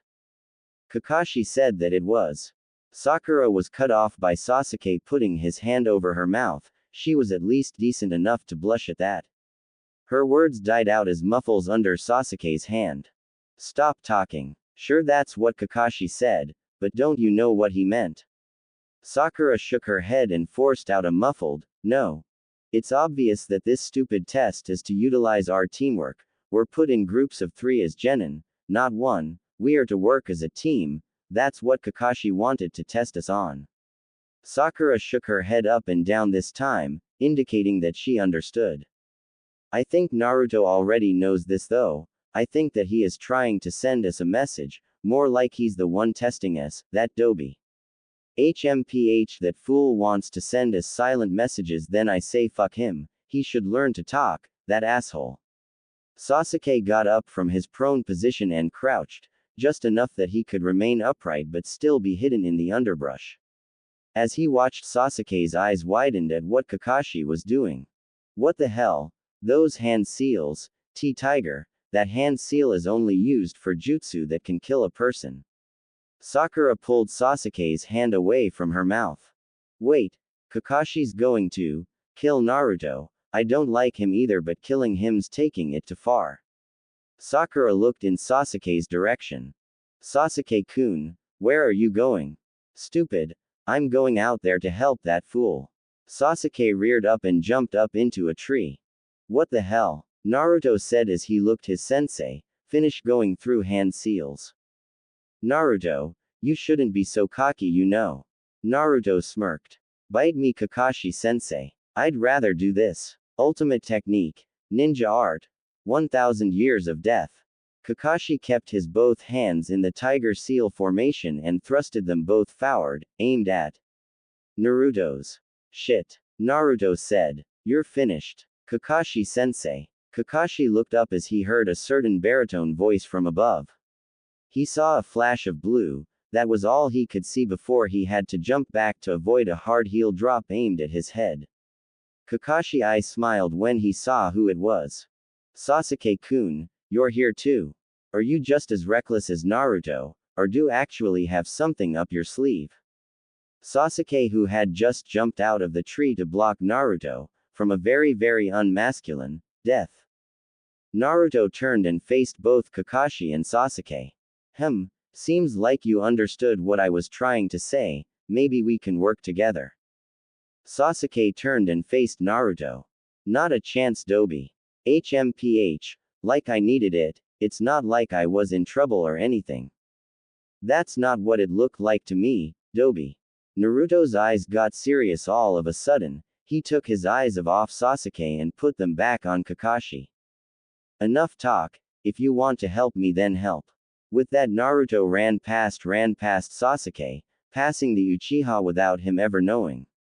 Sasuke felt a sudden gust of wind, and before he knew it, Naruto had already ran past him and was headed for Kakashi. Kakashi waited as Naruto came in. He was fast, but to Kakashi he seemed to be moving at the normal speed a genin would possess. Naruto took out a kunai and flung it at Kakashi's head, which Kakashi dodged by moving his head to the side. In a second, Naruto was on him. The blonde boy attempted a right hook to Kakashi's face but failed when Kakashi jumped back to avoid it. Naruto followed by a low spinning sweep kick. When Kakashi jumped over that, Naruto rose a little, making it a reverse roundhouse to Kakashi's face. Kakashi blocked and grabbed Naruto's leg and flung him into the air like he did before, right above his head. That won't cut it this time, Kakashi-sensei. Naruto reached into his pouch and pulled out several shuriken which he flung at Kakashi below. Kakashi pulled out a kunai and blocked them all as soon as they came. Amazing, Kakashi-sensei, but you shouldn't worry about my shuriken. What? Kakashi said as he looked down from Naruto and turned his vision on in front of him. All he saw was Sasuke's foot coming at his face. He blocked his kick but was surprised when Sasuke spun around and made a grab for his bells. Not today, Kakashi said as he punched Sasuke in his stomach, properly knocking the wind out of him for a second. Kakashi fully spun around and was now behind Sasuke. He was about to strike but stopped when he saw something flashing in front of Naruto. It looked like metal coming his way. More kunai, how academy student-like. Kakashi's eyes widened though when he saw who threw it. He was expecting it to be Sakura. He got a big surprise. He saw Naruto standing upside down on a tree branch, smiling. A clone, Kakashi said. A shadow clone, to be exact. Yelled the Naruto who was in the air. Kakashi's eyes widened. He was stupefied at the fact that a mere genin could use a Junin-level technique. But how can you use such a jutsu? Don't forget about me. Kakashi snapped back to reality, when saw Sasuke, who in some point in time caught the kunai thrown by Naruto, turn around and slash him with the kunai. He even managed to draw a little bit of blood. Kakashi jumped back to avoid any further damage. Go to hell, Kakashi. Kakashi looked up again and saw the real Naruto's black clothing coming down at him. Kakashi did another back jump to escape a deadly elbow from the sky. He was no far behind both Naruto and Sasuke. These kids are really keeping me on my toes. It seems like they get the point of this test. Well, except for Sakura. It's so sad what love can do to a girl. At that moment when Kakashi was in mid-jump, he heard a voice that sounded particularly feminine. I got you. Kakashi turned around only to be greeted by Sakura's leg in his gut. I spoke too soon. Damn, this girl is strong. Kakashi was sent flying back in the direction of Naruto and Sasuke. Sasuke decided to take action. Naruto, move out the way, he said as he began to make hand seals. Naruto jumped away to the side, making the same hand seal as Sasuke. I wasn't expecting you, Sakura-chan, but thanks. Sakura just smiled and waved, but she looked slightly scared for some reason. Naruto, how do you? Don't ask, Naruto said as he cut Sasuke off. With that, they both turned their attention to Kakashi. They both breathed in, and their hand seals both ended with the tiger seal. And together they yelled, Kaden. Gokaku no Jutsu. Fire release. Great fireball technique. Crap, was all Kakashi could say before he was hit by two torrents of flames. The bigger flame was obviously Naruto's. The blast from the two jutsu colliding with each other scattered smoke and dust everywhere on the training grounds. Naruto, Sasuke and Sakura stayed in their positions as the dust cleared. The impact of the jutsu left a huge crater at the point of impact. Through the smoke they could see a faint outline of a body lying inside of the crater. We got him, Sakura yelled while jumping up and down. Her inner self was screaming, cha-cha. To no end inside her head. Sasuke just put his hands in his pockets and tried to act all cool. Whatever, he said with a nonchalant tone. Wait. Sasuke and Sakura both snapped their heads. We didn't get him. Look closely. Sasuke and Sakura looked carefully in the crater and their eyes widened when they saw nothing. Too bad, you missed. Jump. Naruto yelled as he followed his own command. It was too late for Sasuke and Sakura though, as a pair of hands sprouted out from beneath both of them and pulled them into ground, just up until their heads. Kakashi popped out of the ground underneath Naruto and came after Naruto in the air. You're not the only who can use clones, Naruto. Kakashi said as he punched Naruto in the stomach, followed by a double-fisted downward thrust to the ground. Naruto hit the ground, making several cracks in it. Naruto felt the piercing sensation the impact of hitting the ground left him with. It felt sharp and pulsing. He ignored the pain and still stood up. Come on Kakashi, let me show what clones are. Kage Bunshin no Jutsu. Two other Narutos appeared at the real Naruto's side. They both ran at Kakashi with that above genin speed. The Naruto on the right charged in first and jumped over Kakashi's head. The Naruto on the left came in with a hard roundhouse, which was blocked by Kakashi. Don't forget him, Naruto said as he pointed to the first clone in the air. I didn't forget you, Naruto. Kakashi said as a clone of Kakashi erupted from the ground behind him and gave the Naruto clone in the air a clean uppercut, making him poof out of existence. The Kakashi clone then landed on the real one's shoulders and thrusted off of him. He then hit the Naruto in clone in front of him with fast knee to the face, making him disappear as well. You see Naruto, rushing into everything isn't the way to go. How about you think this over before come up with a plan first. Kakashi said as his clone disappeared. Naruto, I'm going to strike first now, it's the only time I will do this, so pay attention. Kakashi ran at Naruto, with amazing speed. He grabbed Naruto's by his collar and brought him up to eye level. What are you looking at, you creep? Kakashi continued to look at Naruto with his one-eyed gaze. Your eyes, they bring back memories. What the hell is that supposed to mean? How the hell could you have memories of me? I don't even know you that well. It's nothing, Naruto, just nothing. Naruto was confused at the fact that Kakashi was so engrossed in his eyes. He knew that his eyes were weird, but did they really attract people's attention that much? Both Naruto and Kakashi were broken from their thoughts when they heard a loud buzz. Time is up, you failed to get the bells. Naruto could hear the sad cries of Sakura coming from her location in the dirt. We failed, no, she said. Damn it, Sasuke said. Kakashi put Naruto down and walked away from him and over to Sasuke and Sakura. Yes, time's up, you all failed to get the bells from me in the time I gave you. Kakashi scratched the back of his head, sheepishly. Don't get sad over this though. Honestly, I didn't expect you guys to put up this much of a fight. I'm impressed. Hey Kakashi-sensei. Kakashi looked back at Naruto to see what he wanted. His eyes widened when he saw what Naruto held in his hand. When did you? Naruto let out a loud chuckle, for what he held in his hands was what he was aiming for the whole time. Wow, Kakashi-sensei, that was harder than I thought. Getting these bells caused me to actually work with those two. He said, pointing at Sakura and Sasuke. What's that supposed to mean, Dobi? Nothing, Tem. Now get yourself out of the dirt, you look stupid, the both of you. Kakashi made a ram seal and the ground around Sakura and Sasuke widened and they both climbed out of their manoles. Kakashi sighed and put his hands in his pockets. Naruto had gotten him, he was fooled by a genin.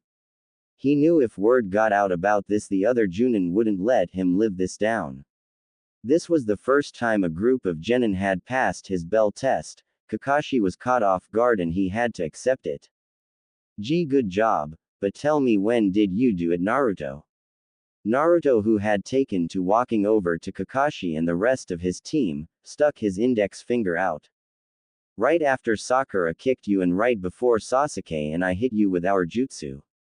Kakashi scratched his chin, trying to remember what happened before he went underground to escape the Gokaku no Jutsu.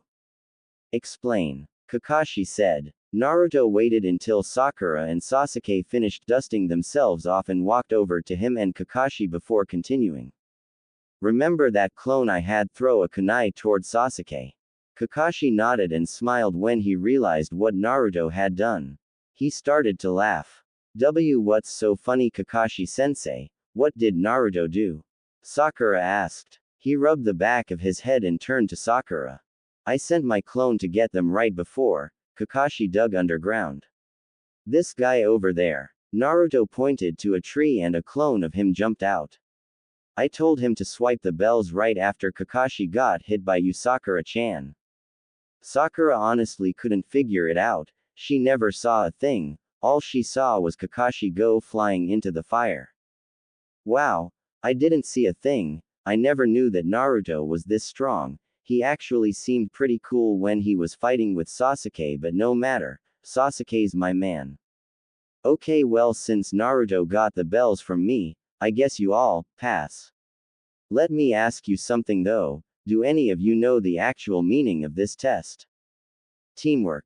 Naruto said. Wow, you guys really did know. Okay, then you all pass. Tomorrow we start our first mission. This test was an all-out success. Kakashi stuck up a big thumbs up to everyone. Now go and get something to eat. I know you're all hungry.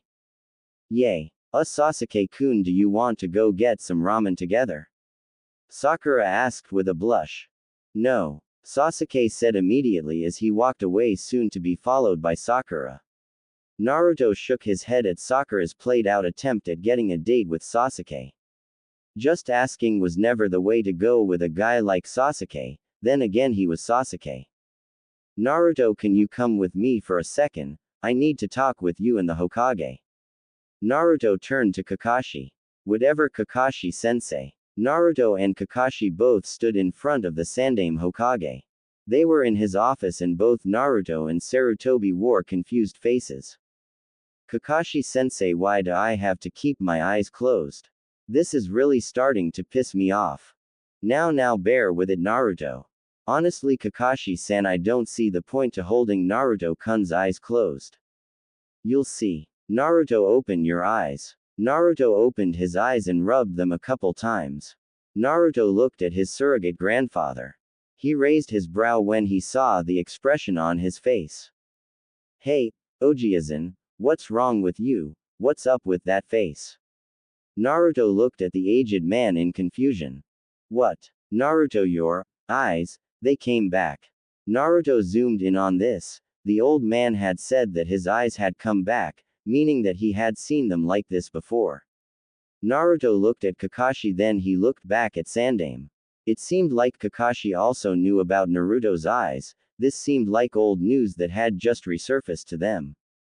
Wait, they've come back. Ojiazan, what's going? You know about my eyes? The Hokage shook his head. Yes.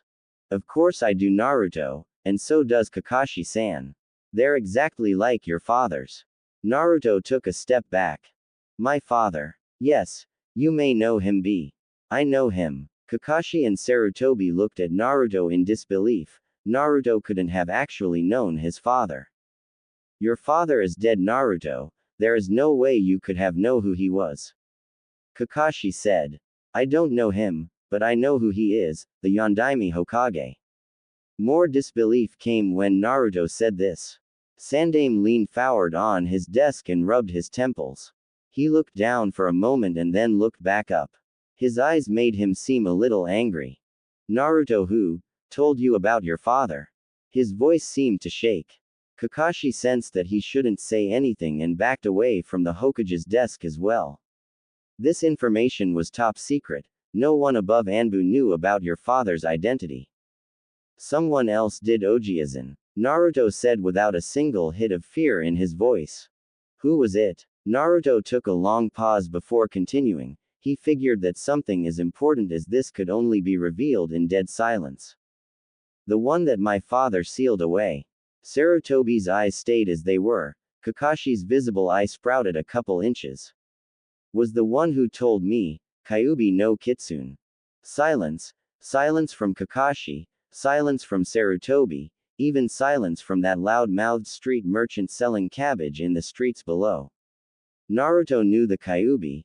This whole time everyone who knew of it thought Naruto was oblivious to its existence inside of him. They were all wrong. Kakashi was the first to speak up. He broke the foreboding silence. Naruto, how long have you known? Since I was 6. Why didn't you tell me? Kakashi let out a sigh. He then walked over to the Hokage's desk and stood there so that he was facing Naruto. He looked at the Hokage, hoping for him to say something. I was going to wait until you were at least 15.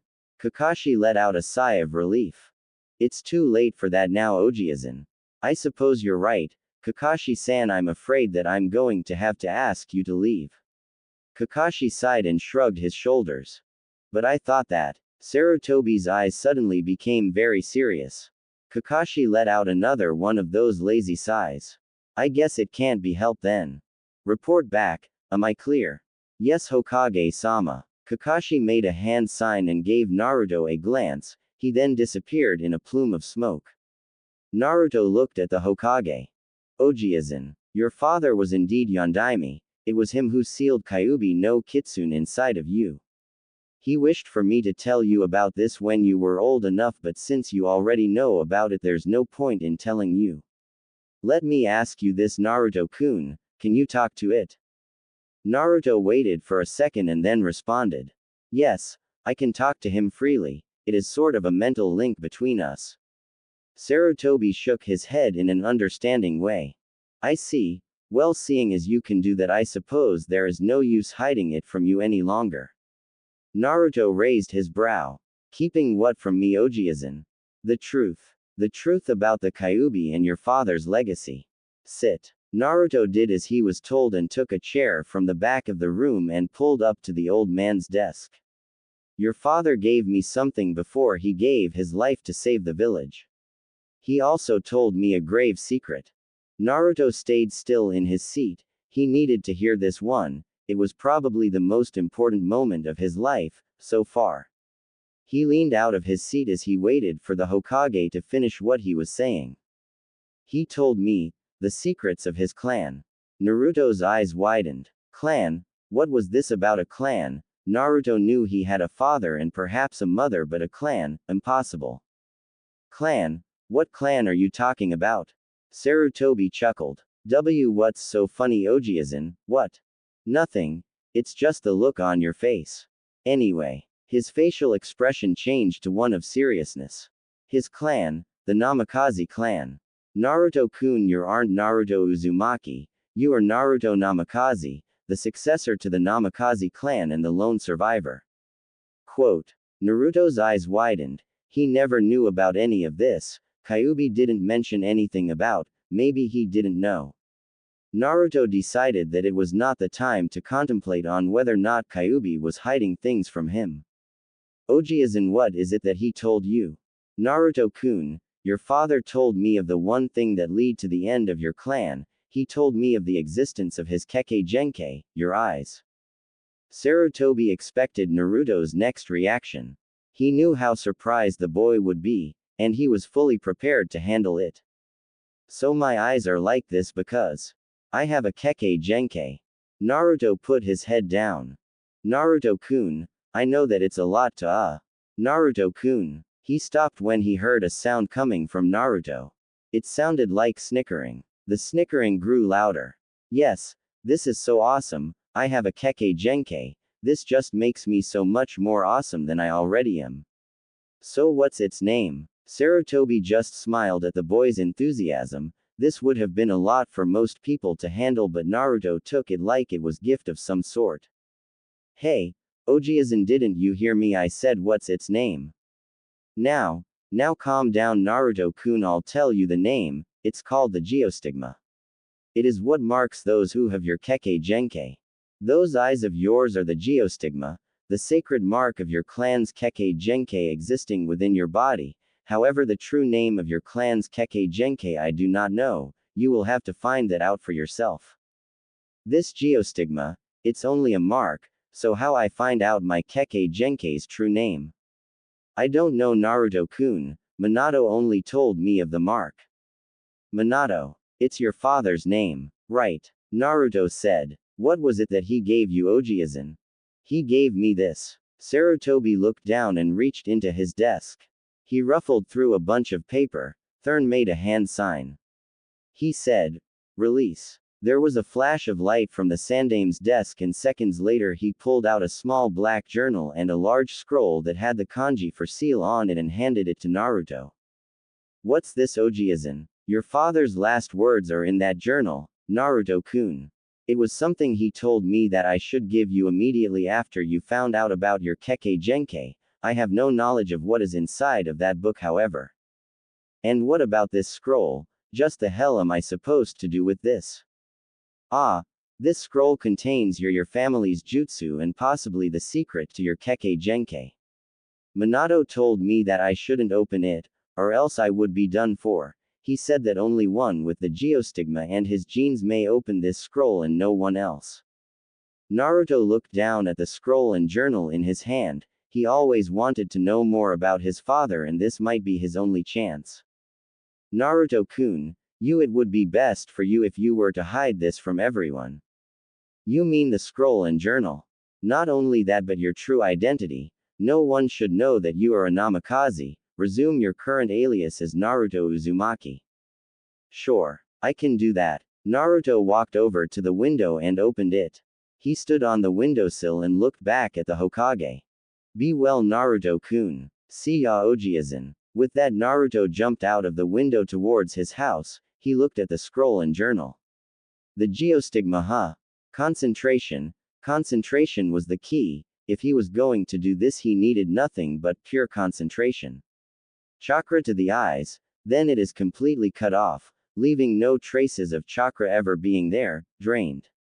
His thoughts had to be closed off from anything outside what he was doing, and he needed no distractions, no way that would be the worst thing that could befall him at this very moment. Naruto sat on his bedroom floor in a cross-legged lotus position. His eyes were closed, his body was tense, and his mind was surrounded by metaphorical walls of concentration.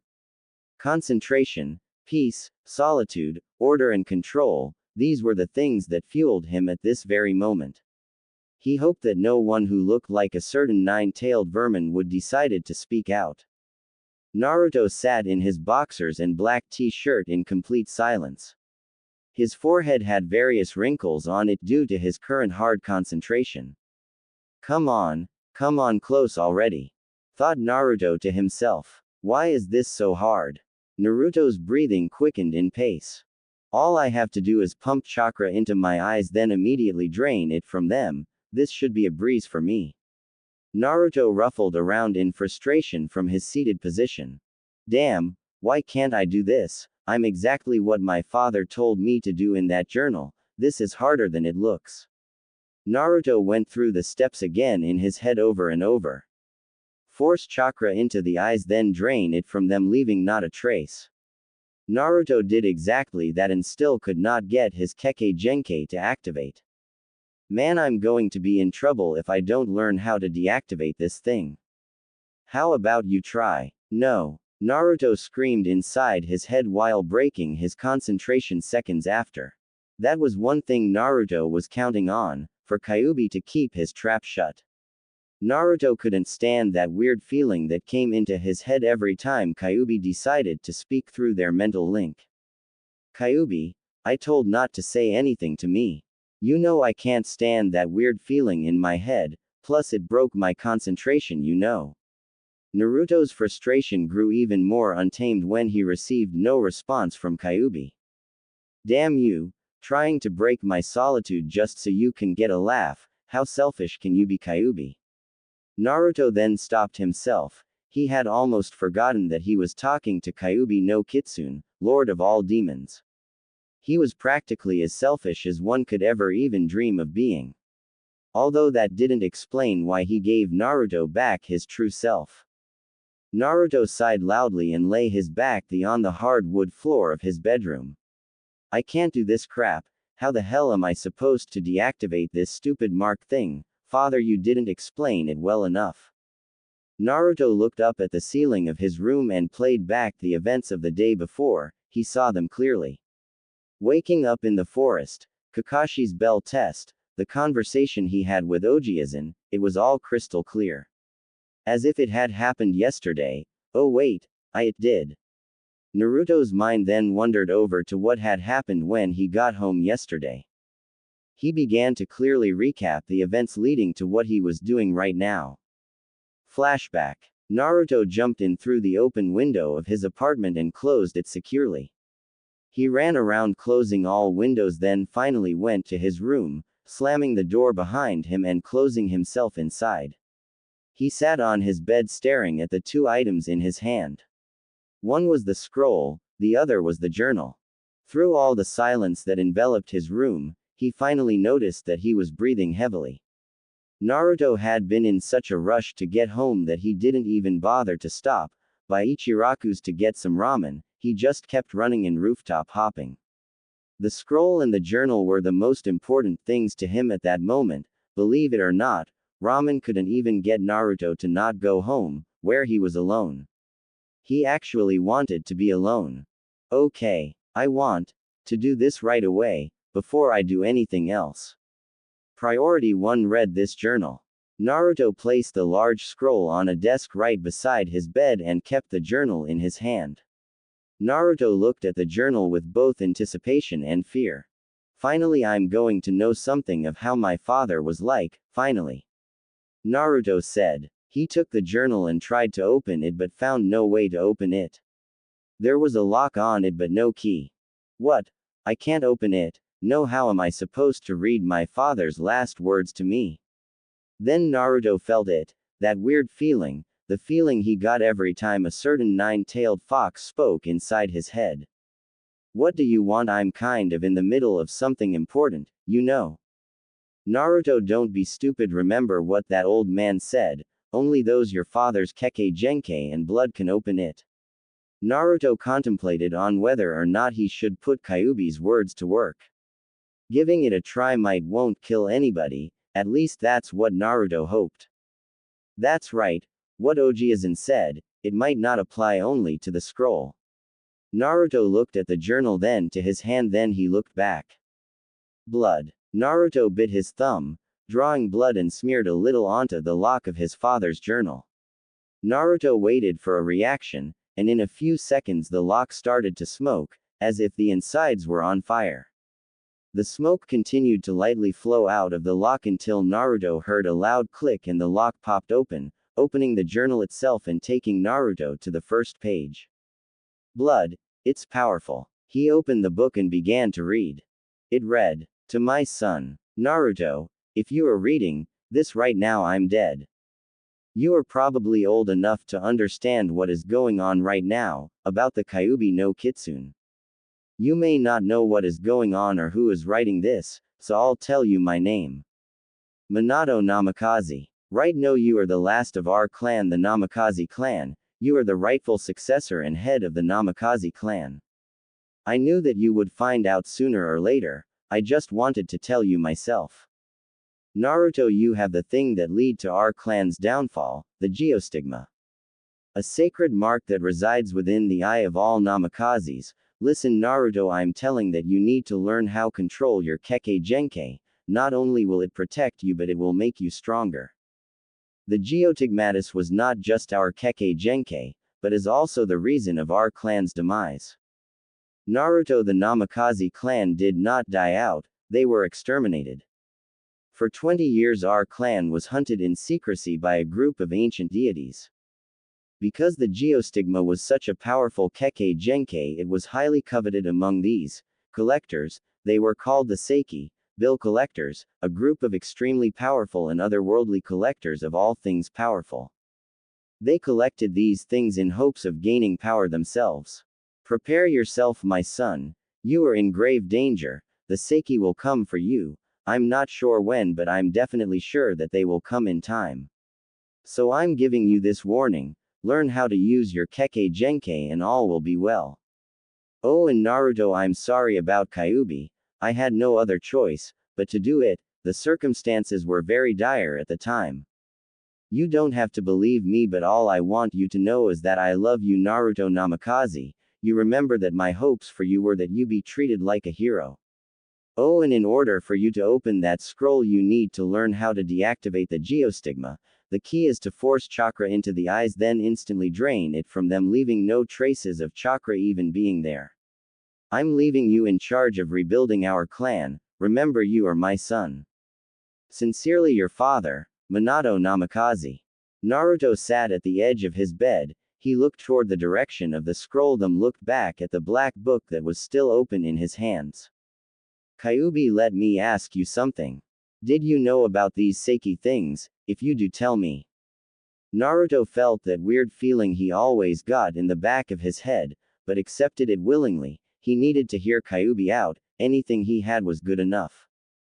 Well, I don't know a lot, but all I can tell you is that they have some sort of unbreakable connection with the Shinigami. The only time I got information about them was when I got it through rumors from other demons. So practically I can only tell you one thing. Is that enough? Kyuubi awaited for Naruto's response, although he didn't care, he just didn't want to hear from the loud-mouthed brat.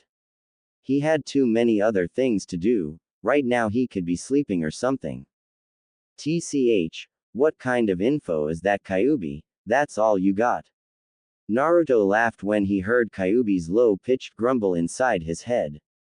Well, I have now time to waste, I have to start on this task right now. Naruto put his father's journal inside his drawer for safekeeping, it was the best he had.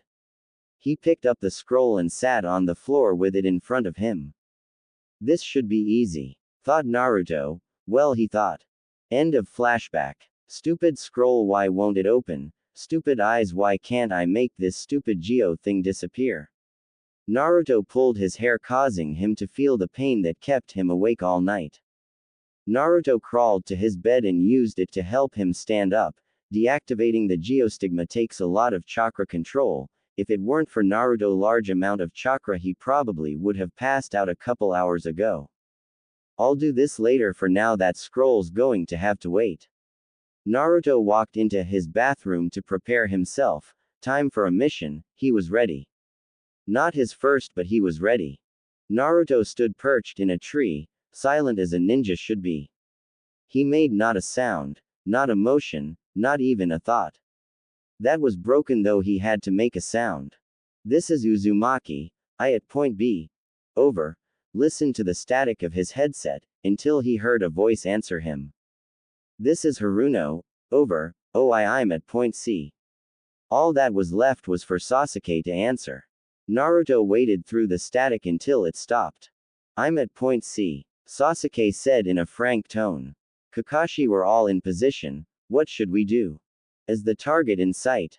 Kakashi answered back. Naruto responded with a short, yeah. Naruto kept his eyes on the target and awaited his sensei's response. He was ready for anything. On my mark, approach the target, but use extreme caution, the target is extremely fragile.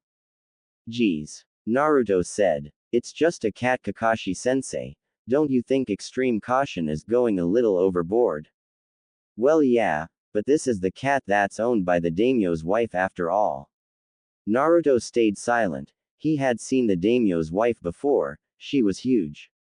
That was one lady he didn't want to get mad, she probably had the lungs of a banshee. Naruto decided that Kakashi's answer was a wise one and went along with it. Hey, point taken. Naruto responded sheepishly. Now give us the signal. There was a long pause before Naruto heard Kakashi's voice again. You know, like one of the silent pauses you hear right when the decides to blow, that was the one. The pause came and left, and with that Kakashi's voice ensued. Now, Naruto, Sakura and Sasuke jumped out of their respective hiding spots and quickly approached their fragile target.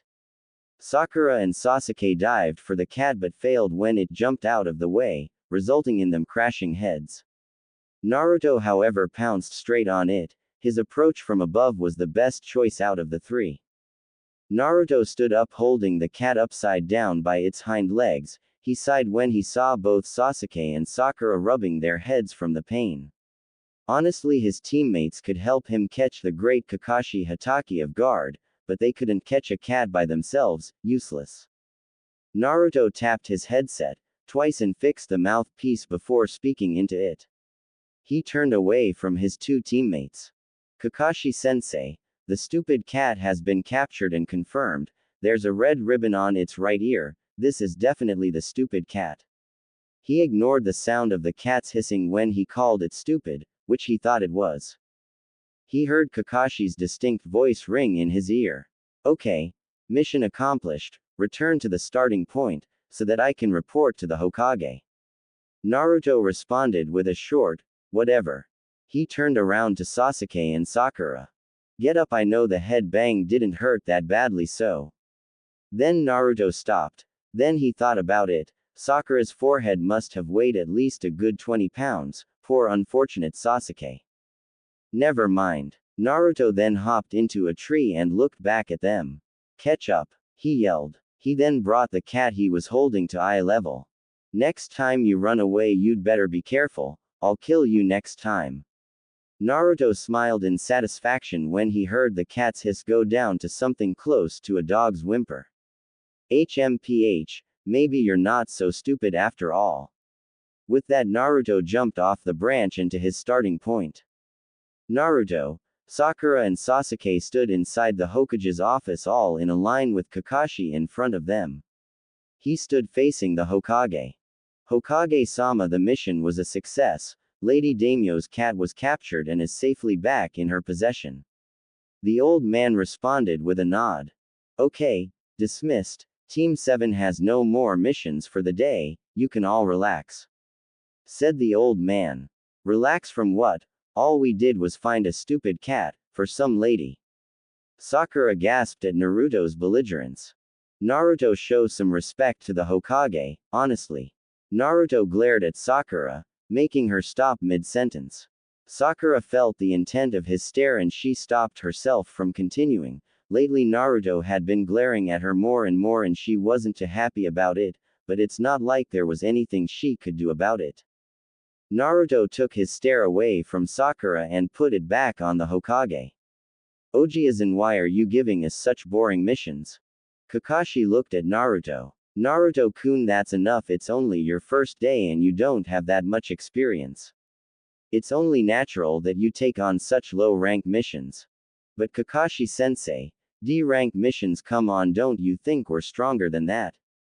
That's not the point, Naruto, you're still inexperienced, so when the time is right, Naruto, you will get higher ranked missions. Naruto grumbled and crossed his arms. Whatever, he said as he walked out the door. Where are you going, Naruto? Sakura said. Naruto looked back at her. Well, Ojiazan did say that we were dismissed. With that, Naruto walked out of the room, leaving everyone inside. As Naruto through the hall, he found a random window and jumped out of it to save some time. Flipped forward and put his feet on the side of the tower and then began to run down. It took Naruto a couple of seconds to run down the whole Hokage tower, but for some reason it seemed longer to him. These missions suck. Naruto yelled inside of his head as he made his way from the side of the tower and onto the actual street. Maybe some ramen would calm me down. That was one thing about Naruto that definitely didn't change, his love for ramen, that would probably never go away, no matter how much he changed. That was a fact. While Naruto walked along the streets towards the Ichiraku ramen bar, he saw the villagers glancing at him. If it had been 7 years back, Naruto still wouldn't have known why the villagers would stare at him like that. He fully aware of the fact that they hated him because of his curse and blessing, Kyuubi no Kitsune. Before, the way they looked at him would usually make him cry, but no, he didn't care when the villagers called him names and glared at him. He sometimes liked the looks of fear in their eyes. It made him feel powerful. That wasn't the kind of power that he wanted though, nonetheless he came to accept it. Hey look, it's the The random villager stopped dead in his tracks when he saw Naruto stare at him. Loser, brat, trash, poor, the worst, he could take people calling him that, but demon, that was one thing that he couldn't take. Kyuubi was demon here, not him, he was just the container. A smile came to his face as his nose welcomed familiar smell that always overwhelmed him every time he smelled it. The air smelled of miso pork ramen, his favorite. If the air smelled nice, then he must have been close to the ramen bar. Naruto. What? Naruto said, ignoring the glares from the villagers and switching his attention on Kyuubi. What is it? You know, if you don't like these missions, how about you train? What? But I train all the time. How is that going to help? I've been training to prepare myself for these missions for like a week now, and I have not even been on one that's worthwhile. Naruto heard to deep rumbling Kyuubi chuckle that Kyuubi would always do. He was obviously missing something. What? The training that I'm talking about is different. This type of training requires you to be completely alone. You will be training with me from now on. Understood. I never agreed to this training, Kyuubi. But I'll go along with. After all, it's not every day that you get to train with a giant immortal fox. Good. That's what I wanted to hear. Naruto made a little nod before cutting off the connection between him and Kyuubi. Now was not the time to talk about training or anything else, all there was is ramen. Time to eat, said Naruto as he walked into the Ichiraku ramen bar. Tenten couldn't stand ramen, it was so common. Everyone ate ramen, ninjas, villagers, even the Hokage ate it. She wanted something original and out of the ordinary. Ramen just didn't make the cut, it was for everyone. Fancy platters with decorative silverware, that was her, a 5-star girl, maybe even a 6-star. Still, in all her yearning for top-class food, Tenten ate it with her team all the time. She didn't like it, but if it made her team happy, then she was all up for it. Tenten, the weapons master, a born prodigy and now currently sitting at the front bar of the Ichiraku ramen bar. She sat there slowly eating her chicken-flavored ramen, while her teammates Neji and Lee had an eating contest of miso. She let herself a small smile at her teammates' rivalry. Guys, don't you think that you slow down, guys? Neji and Lee stopped their repeated slurping and looked at Tenten. Now wait, Tenten, this ramen is my nourishment, the preservation of my youth depends on it. Neji, being too preserved to even say something like that, just nodded in agreement. Both boys looked at each other for a quick second before going back to their bowls. Tenten could have sworn that she saw actual sparks fly between their eyes. Seeing that it was of no use, Tenten went back to her bowl. She rested her head on her hand while lazily poking around her bowl for who knows what. Naruto-kun, nice to see you again. No, nice to see you, Ayame-chan. Tenten and her teammates looked at who the waitress was talking to. A short boy with unruly blonde hair stood at the far edge of the bar. He looked to be a genin and was very familiar. It looked like Neji and Lee were even trying to figure out who he was, as they had stopped eating. One order of miso, Ayame-chan. He sat down. Coming right up. Ayame answered. Tenten continued to stare at the boy, hoping that he wouldn't notice. She stared and stared until she felt something on her shoulder. It was Lee tapping her. She turned to him. What is it, Lee? She said in a barely audible tone. Tenten, isn't that kid a genin? Neji also leaned into the conversation. Yeah, what about? Well, that's Uzumaki Naruto. He's supposed to be the bane of Konoha, the worst of the worst. He's supposedly so weak that his skills don't even pass for that of an academy student. Neji tuned in also. I wonder how he got that headband. Neji said. Nobody that is as weak as you say he is should be able to become a genin. He should still be in the academy. Really? Tenten said in a low whisper, then looking over to Naruto. Her eyes widened when she saw that he wasn't there. Tenten frowned. You see, guys, he probably heard you. Now he left. Not quite. Tenten, Lee and Neji froze when they heard Naruto's voice behind them. When she turned around, she came eye to eye with Naruto, his blue and orange toward her dark brown. Tenten jumped back a little, with a blush on her face. Naruto was leaning directly into her face. After a few seconds though he leaned back. Neji and Lee turned around and saw Naruto standing there with a bowl of piping hot miso ramen in his hand. The only thought that went through each of their heads was, fast.